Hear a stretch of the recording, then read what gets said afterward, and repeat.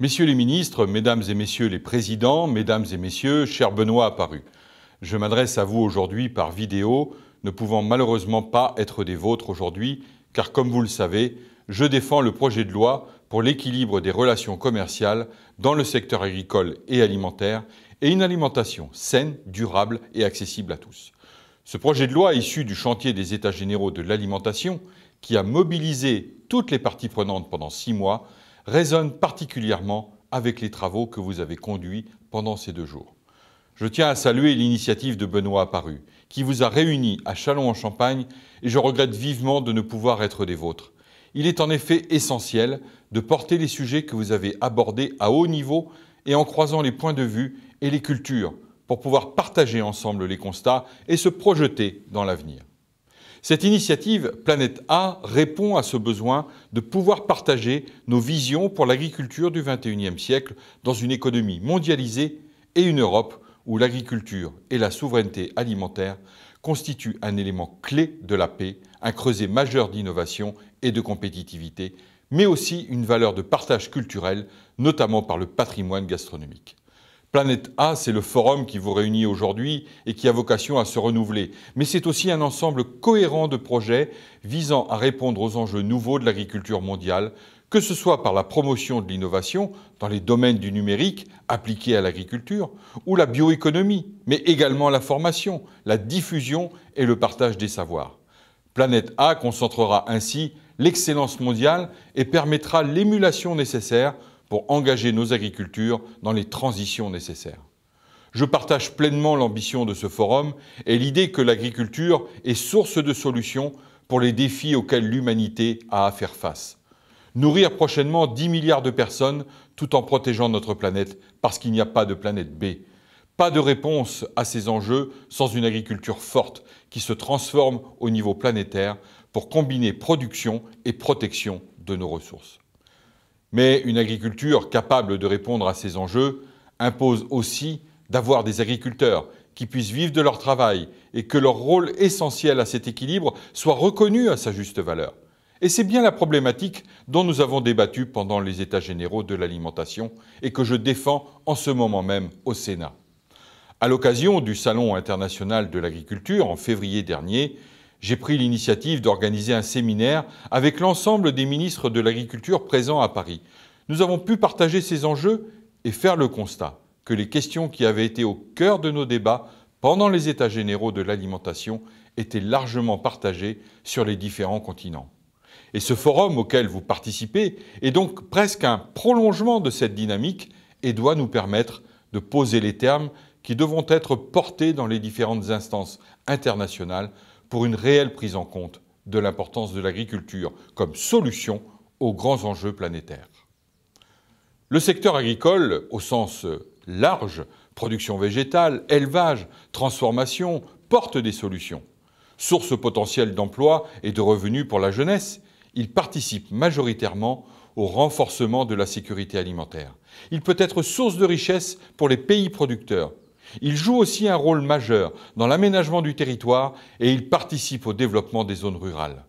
Dans les zones particulièrement sensibles en termes de migration et de sécurité, maintenir un bassin d'emploi et de développement dynamique pour la jeunesse est un enjeu majeur. La création de valeur ajoutée et la nécessité d'améliorer le partage de celle-ci dans la chaîne de valeur, en particulier au profit des agriculteurs, est une question centrale au Sud comme au Nord. Ce forum doit aussi permettre la mobilisation de chacun et pas uniquement des agriculteurs pour une réponse collective et partagée à ces défis et qui doit se traduire par des engagements concrets. Je sais que c'est l'un des objectifs poursuivis par ce forum et je m'en félicite. Si vous le permettez, je voudrais revenir sur les engagements de mon ministère dans ce sens et rappeler ma pleine mobilisation sur ces sujets. Parce que nous vivons dans un monde où les systèmes sont de plus en plus intégrés et interconnectés. Et parce que les défis globaux nécessitent une réponse coordonnée à l'échelle internationale, nous ne pouvons pas raisonner notre agriculture et notre alimentation à la seule échelle nationale. Comme je l'ai rappelé, notre vision et nos marqueurs ont été réaffirmés dans le cadre des États généraux de l'alimentation via les chantiers relatifs à la répartition de la valeur et à l'importance d'une alimentation saine, sûre, durable et accessible à tous. Ces marqueurs, je veux les rappeler rapidement. L'agriculture, l'agroalimentaire, la forêt et la pêche sont des secteurs stratégiques porteurs de solutions durables dans le cadre d'une mondialisation régulée. Ces secteurs sont au cœur du projet européen. La France promeut de façon constante la diversité des systèmes de production, de transformation, de distribution et de consommation adaptés à leur territoire. Nous misons sur les nouvelles générations, la formation et la connaissance, le goût du bien manger dans ses dimensions de plaisir, de culture, de partage, de nutrition et de santé, et une dimension fondamentale de l'alimentation en France. Nous portons une vision stratégique de l'agriculture qui soit débattue, définie et portée collectivement en Europe et à l'international. Enfin, ma volonté est aussi de participer au renforcement de la gouvernance mondiale des systèmes de production et de consommation, en coordonnant notre action avec l'ensemble des parties prenantes aux échelles européennes et internationales. Il nous faut bien sûr tenir compte du contexte mondialisé dans lequel s'inscrivent les systèmes alimentaires. Dans son discours du 31 mai dernier devant l'OCDE, le président de la République a appelé à une refonte en profondeur de l'OMC, visant notamment à ce que nous nous dotions de standards pour des modes de production qui soient respectueux de l'environnement et qui garantissent le développement durable. Or, le socle de règles de l'OMC ne permet pas de promouvoir les modes de production agricole vertueux en termes environnementaux, sociaux et économiques, et certains d'entre eux sont même susceptibles d'être attaqués au titre des règles actuelles de l'OMC comme obstacle technique au commerce. Un des enjeux majeurs sera donc d'obtenir une inflexion des règles internationales, notamment pour les accords de libre-échange et notamment en matière d'accès au marché, des conditions de concurrence équitables entre des producteurs européens pratiquant des modes de production respectueux des objectifs de développement durable et leurs concurrents étrangers. Par ailleurs, la mise à disposition de l'ensemble des acteurs économiques d'informations fiables et transparentes, à l'image de ce que réalise l'initiative AMIS, lancée en 2011 par le G20 agricole sur les marchés agricoles et l'évolution des prix mondiaux, est aussi indispensable. 10 ans après les émeutes de la faim, les chiffres de la faim et de la malnutrition sont toujours aussi préoccupants. 815 millions de personnes en 2016, soit 11% de la population mondiale, avec une augmentation de 38 millions du nombre de personnes sous-alimentées dans le monde entre 2015 et 2016. Les pays en guerre sont les premiers touchés et les situations conflictuelles entraînent des déplacements incontrôlés de population, ce qui crée de nouvelles tensions dans les pays de destination des migrants. Cette question se pose de manière plus urgente sur le continent africain, où selon la FAO, 20% de la population souffre de la faim. La croissance démographique de l'Afrique, dont la population devrait doubler d'ici 2050 pour atteindre près de 2 milliards de personnes, pose des défis en termes de sécurité alimentaire et d'emploi. Ces priorités ont été traduites dans les conclusions du CICID du 8 février 2018.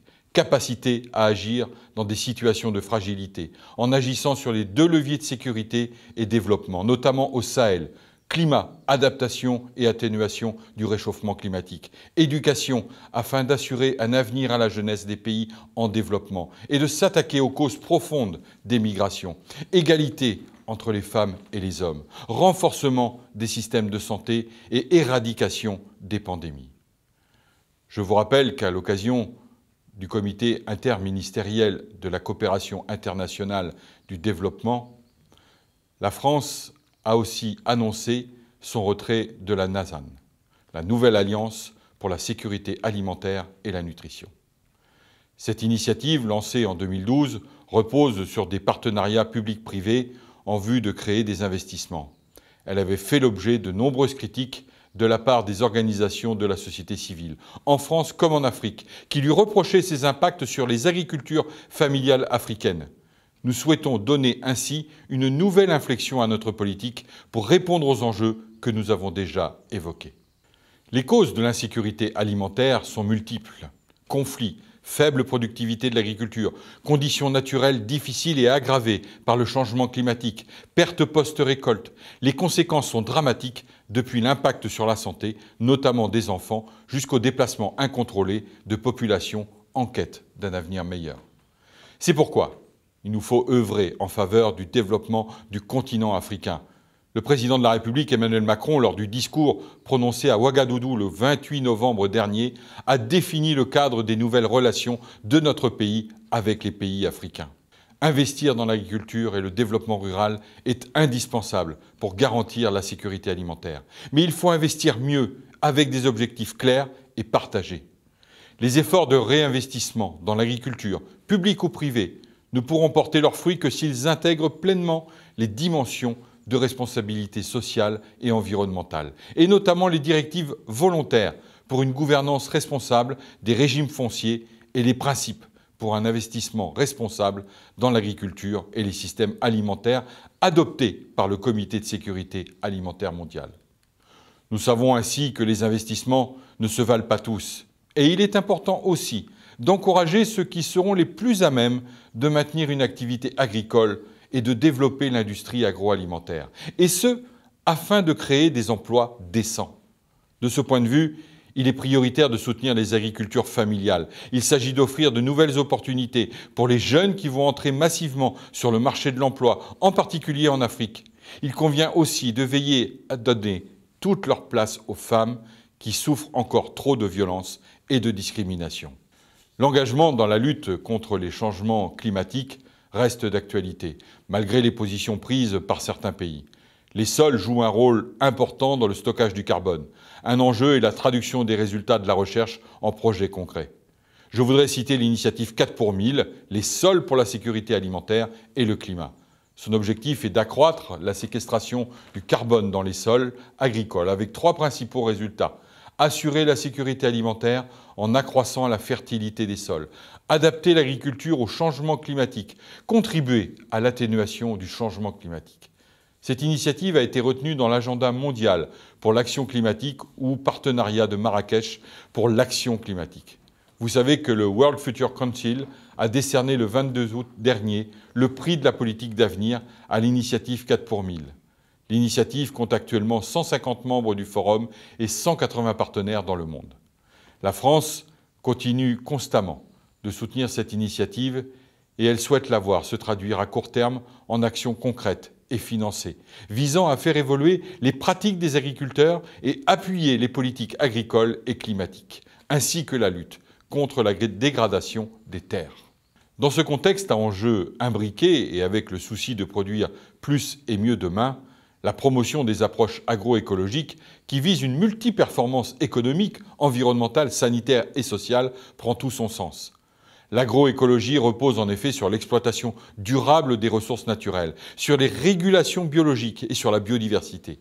Elle conduit à revoir les pratiques dans une approche globale, intégrée, agroécosystème, rotation et diversité des cultures, agroforesterie et haies.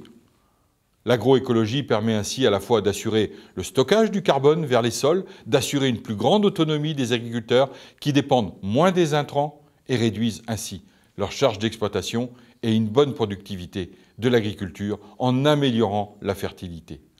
Les systèmes agroécologiques, en favorisant la biodiversité fonctionnelle et l'utilisation des interactions biologiques entre les êtres vivants, grâce à la présence de haies, de bandes enherbées, la mise en place de rotation et l'association de cultures, et en améliorant les sols et leur rétention en eau, permet d'améliorer la résilience des exploitations. C'est pour ces raisons que la France s'est engagée depuis 2012 dans un projet national de développement de l'agroécologie pour les exploitations françaises, inscrit en 2014 dans la loi. Le projet agroécologique a permis, avec l'ensemble des partenaires, l'élaboration d'un plan d'action qui comprend concrètement 17 chantiers, qui mobilisent tous les acteurs. Car en effet, la pierre angulaire de toute stratégie efficace d'adaptation en agriculture consiste en un effort soutenu de sensibilisation au sujet de vulgarisation des connaissances disponibles et d'animation de terrain pour en faciliter la compréhension commune par l'ensemble des acteurs concernés. Pour faciliter les mises à l'échelle des bonnes pratiques agroécologiques et appuyer les transitions vers des modèles plus performants, un focus important doit être mis sur les formations et le conseil agricole. Au niveau international, la France soutient la diffusion de l'agroécologie, que ce soit à la FAO ou dans ses pays d'intervention, au travers de l'action de l'Agence française de développement, y compris pour la formation. Évidemment, on ne peut pas parler des enjeux stratégiques du XXIe siècle sans aborder la question de la transition numérique dans laquelle est engagée la France pour améliorer la multiperformance de l'agriculture, de l'agroalimentaire, de la forêt, de l'aquaculture et de la pêche. Les agriculteurs se sont vite emparés des nouvelles technologies, tels que les outils d'aide à la décision qui permettent par exemple d'améliorer le suivi des cultures et une utilisation plus efficiente de l'eau et des intrants. Les opportunités liées à l'agriculture de précision sont nombreuses en termes d'efficacité économique et environnementale. Mais il faut aussi veiller à ce que le manque de confiance ne devienne pas un frein à l'utilisation de ces techniques par les agriculteurs. Il y a donc un enjeu majeur à créer les conditions d'une confiance des agriculteurs quant à l'absence d'utilisation contre leurs intérêts des données produites. C'est pour cela que la France soutient le principe d'une charte multilatérale de l'open data dans le domaine agricole. Voilà quelques-unes des priorités françaises pour que l'agriculture mondiale réponde aux enjeux du XXIe siècle. Je sais que vous avez pu aborder l'ensemble de ces sujets au cours de ce forum important et je ne peux que m'en réjouir. Emparons-nous de ces défis et apportons ensemble des réponses à la hauteur des enjeux auxquels nous ne pouvons répondre seuls, mais bien par l'action de tous, les agriculteurs, les décideurs politiques, les ONG, les simples citoyens. Ce forum aura posé les bases d'une dynamique que nous ne pouvons qu'encourager. Je vous souhaite à tous de poursuivre les réflexions et les échanges afin de faire de l'agriculture une solution majeure pour notre planète A. Je vous remercie.